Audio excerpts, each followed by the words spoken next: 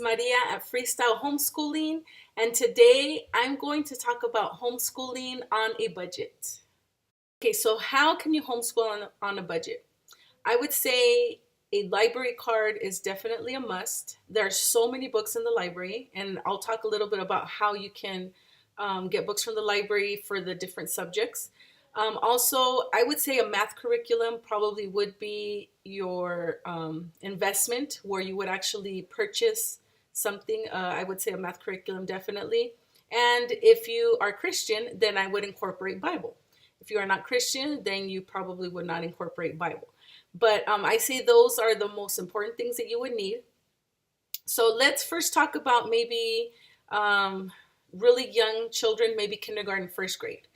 I would say for kindergarten, you might not even need a math curriculum. You can, teach the numbers, the letters. You would need a curriculum for that, the sounds of the letters, counting objects.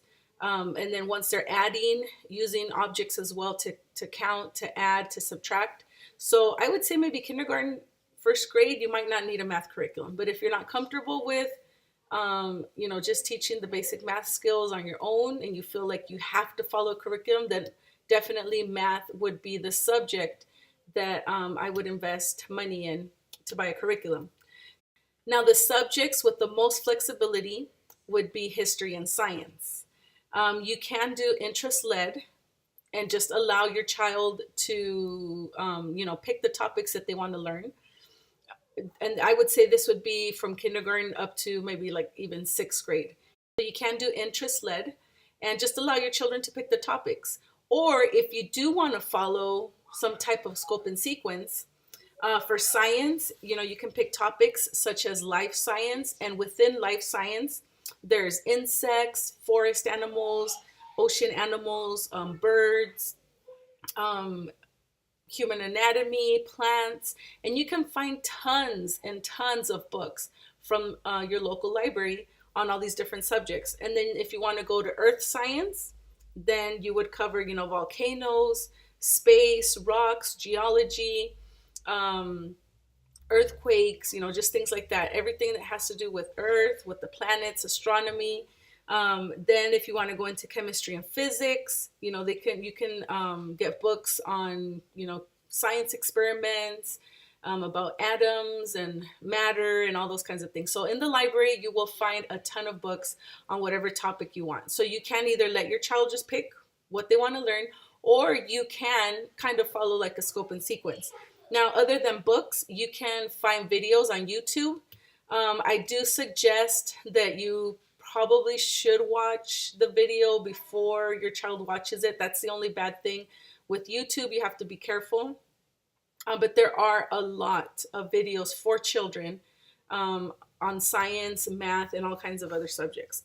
Now, history. For history, the exact same thing. You can either allow your child to pick what part of history they want to learn, what time period.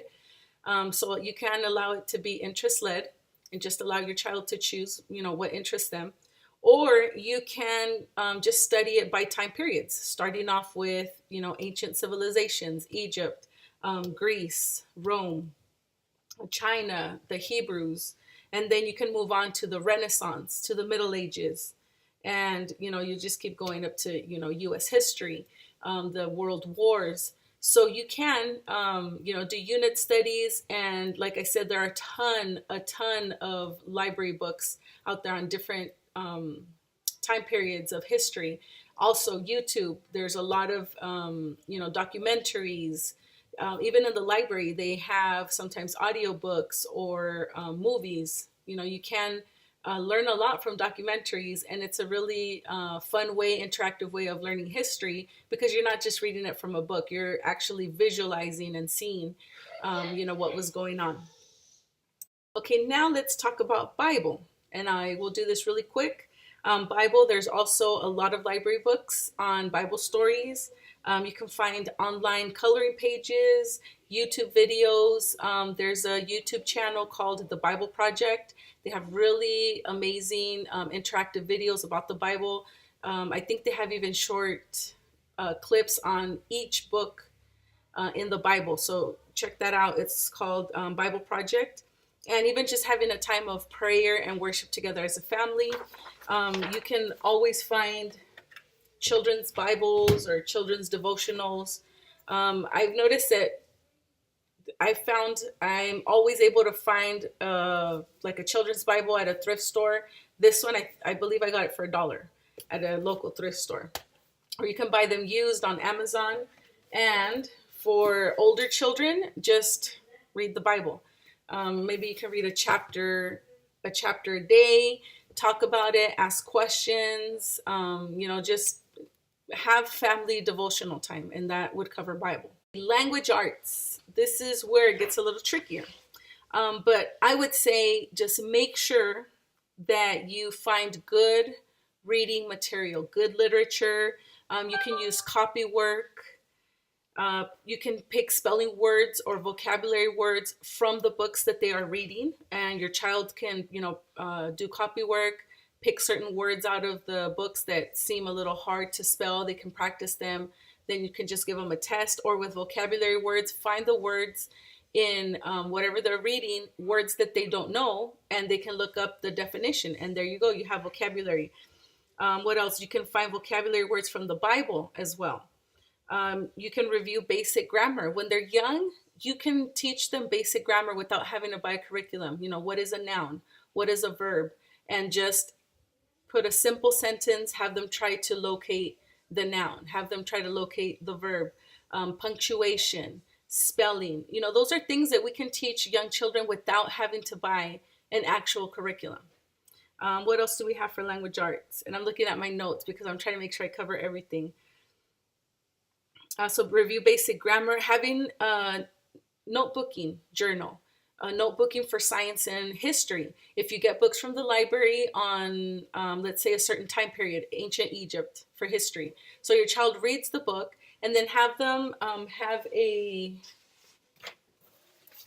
spiral notebook, and they can write down, what they learned that day, or what was something that they really enjoyed about the book. They can add a drawing on there. For science, the exact same thing. If they're reading a book on planets or animals, they can have a notebook as well, and have them just jot down, draw whatever they learned, write a paragraph. So that is also incorporating writing. You can also always find blank notebooking pages. Just Google on there free notebooking pages, and you will find a ton. And you can also find blank ones. And let me just give you an example. My son, this is all I did, just printed out blank notebooking pages. He is reading through Story of the World. He read the first one, and right now he's reading the second one. And then all he does is read, and then he draws a picture and writes about it. Okay. Julius Caesar.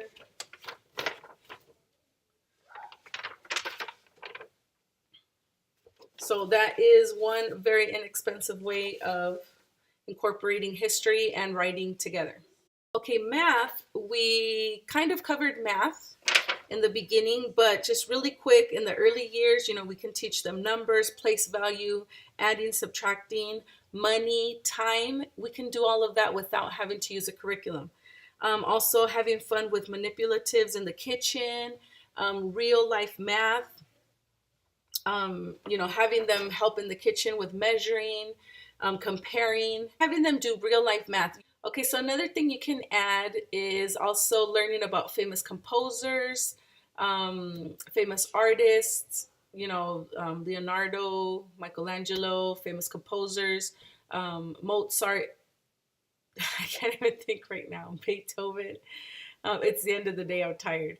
But there's tons of books on, all the famous composers. There's even classical music. You can get CDs from the library, audiobooks. But there's one series that we really enjoy, and you've probably heard of them, I'm sure. But it's the Who Was series. And there's, probably a book on almost every single person who has made some type of history.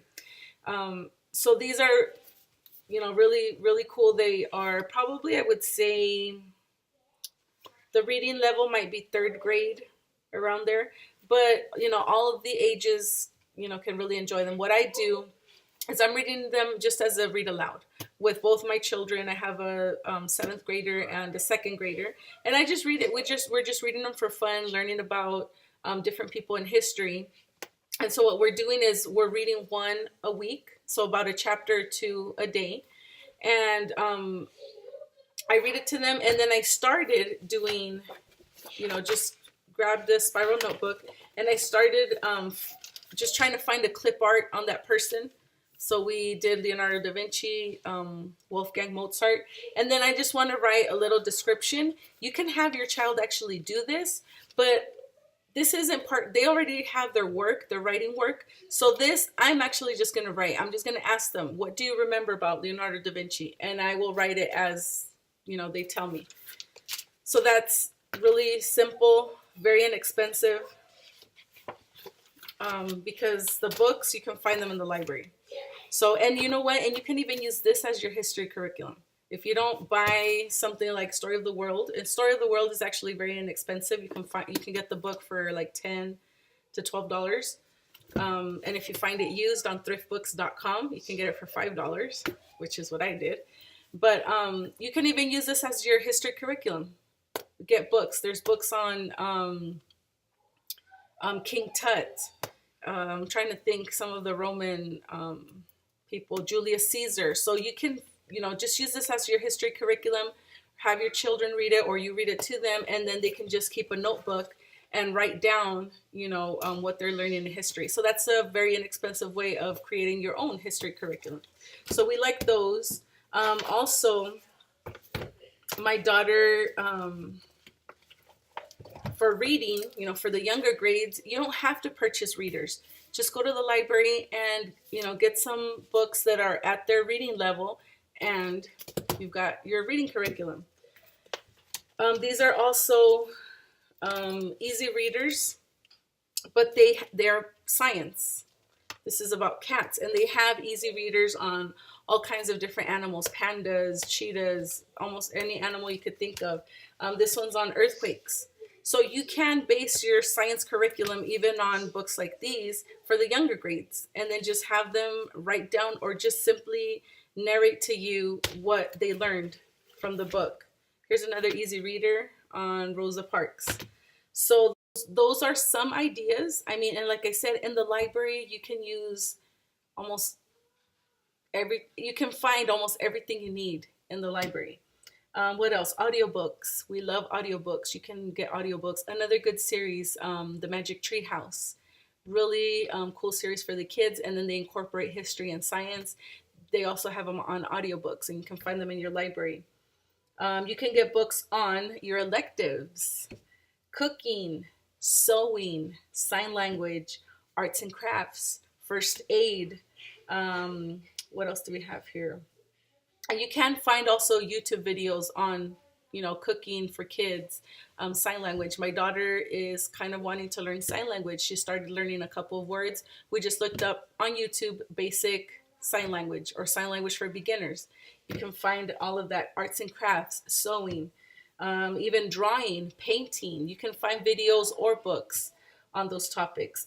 Usborne books are also a lot of fun, very interactive. There's also a history series. There, I Survived books, and also history interactive books. If you look up history interactive, they're Choose Your Own Adventure. That's what it is. Choose Your Own Adventure books, but they're based on historical facts. So those are history interactive books. You can find some of those. What else do I have for you? Let me see. For science, you can find all kinds of books like these in the library. Animal encyclopedias, books on stars, planets, weather. You can find these at the library, or you can find these at thrift stores. These books here that I have, I got them probably for like $1 each at a local thrift store, and they just have amazing pictures. This is on dangerous animals. So sometimes we think we have to get or purchase a super expensive curriculum, but you can incorporate all the, all kinds of books, living books. One thing that what I do want to focus on as my son gets older, I would say maybe more of a high school age. I really want him to get a really good grasp on, creation, evolution, those hard questions. So I'm kind of looking into getting maybe master books, science curriculum, and they're not that expensive either. You can usually get like the year curriculum for, I think, $50 or something. I mean, I'm just saying it's compared to other curriculums that I've seen out there that are 80, $100.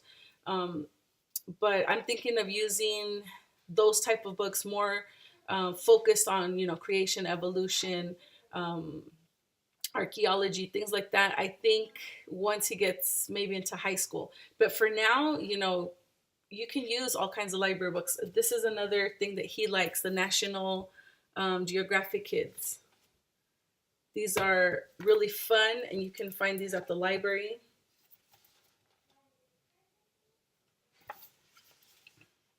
So this is what if, what if, um, certain things happened, what kind of reaction would you have? These are on, this is an almanac.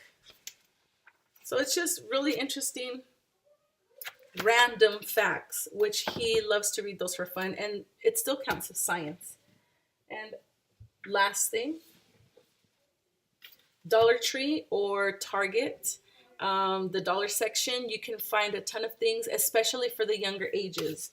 All kinds of flashcards on different animals, math flashcards.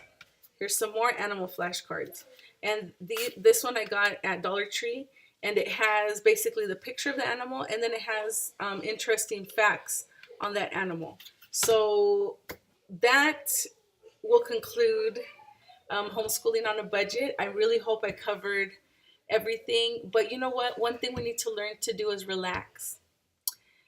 There are moments when I fall into the what if I'm not covering enough. And I know that all of us go through that, all of us. And this is barely my second year homeschooling.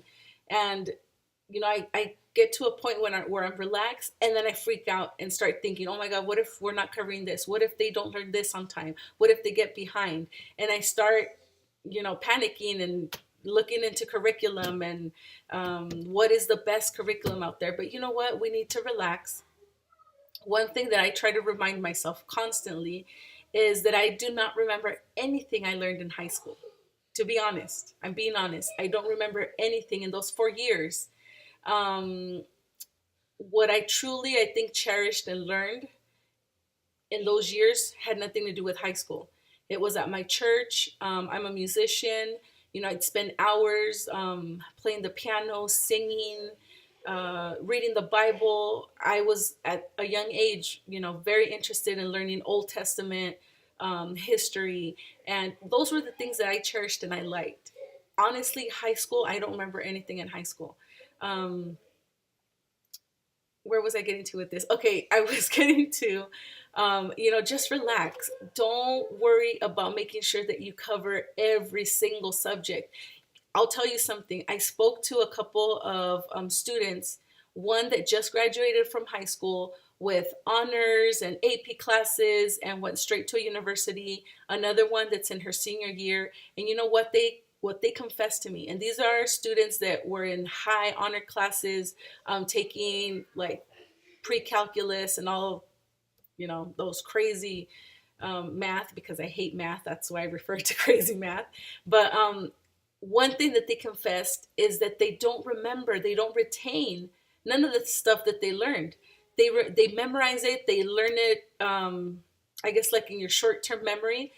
They get the A on the test, and after that, they forget it. And I remember that that's what I used to do in high school. I'd study, and then I'd get a good grade. And then after the test, if you asked me, I couldn't remember it anymore. And that's what they said. They said one thing that they recommend is just to make sure that they are, have a good foundation in math and reading and writing well.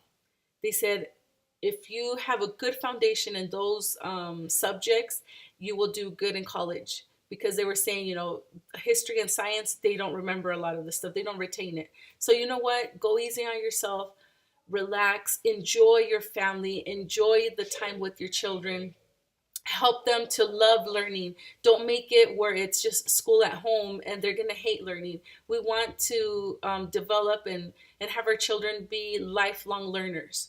I'm an adult and I'm still learning, and I love learning about the things that I'm interested in. When I'm forced to learn something that I'm not interested in, it's boring. So it's the same thing for our children. So just relax, enjoy your children, help them, develop real life skills, help them develop good communication skills, help them develop good reading and writing skills, good habits, and I assure you that they will be okay. So this is my video for today. I hope that it will be helpful. I hope that you can pick up, some really good tips.